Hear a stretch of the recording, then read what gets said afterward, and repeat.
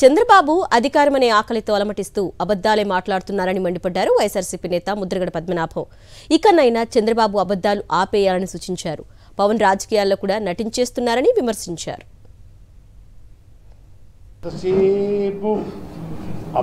అబద్దాలు చెప్పి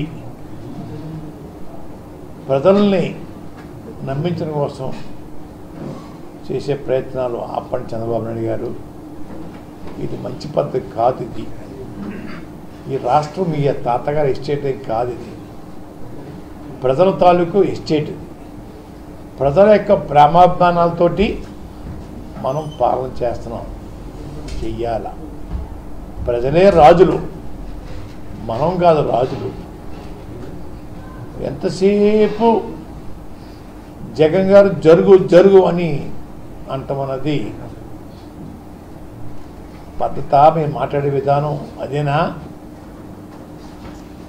మీ భాష గౌరవప్రదంగా ఉందా? చంద్రబాబు నాయుడు గారు పొడి చేయడంతో పాటు వారి కుమిలి కుమిలి కుమిలి చనిపోయే వరకు కూడా కృషించిపోయేలాగా చేశారు.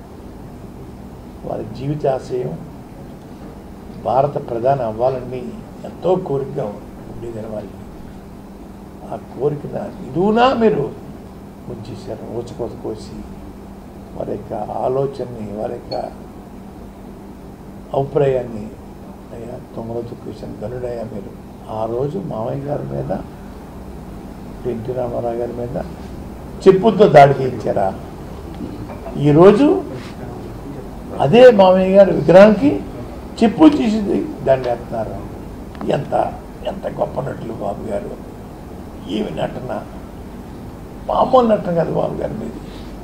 గొప్ప నటన. ఫోన్ నెంబర్ ఇవ్వరు, హక్కుని చేర్చుకోరు, ప్రేమగా పిలవరు. అయ్యా వారి మీద ప్రేమ ఉందంటున్నారు. ఏమి నటన! సినిమాలో నటించండి అయ్యా, ఇక్కడి ప్రజల్లో నటించకండి అయ్యా బాబు. మీకు నమస్కారం.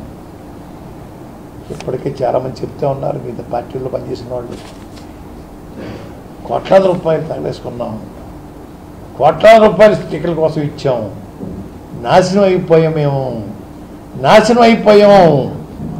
సినిమాలో నటించండి, రాజకీయాల్లో నటించొద్దు అని చెప్పేసి మీ పార్టీలో పనిచేసిన అందరూ మిమ్మల్ని అడుగుతూ ఉన్నారు. వాడికి సమాధానం చెప్పండి. పవన్ కళ్యాణ్ గారు సభలో మాట్లాడేసి మీ ఇష్టం వచ్చిన మాట్లాడుతుంటే ఇంకా అర్థబద్ధం లేకుండా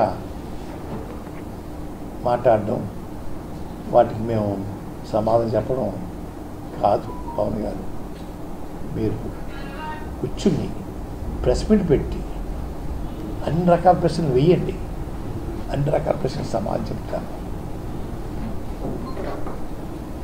అంతేగాని నోరు ఉంది కదా, ముఖం రంగు ఉంది కదా, నేను తిడితే పడవ కదా అనే మాట చెల్లదు. ఇక్కడ చెల్లదు.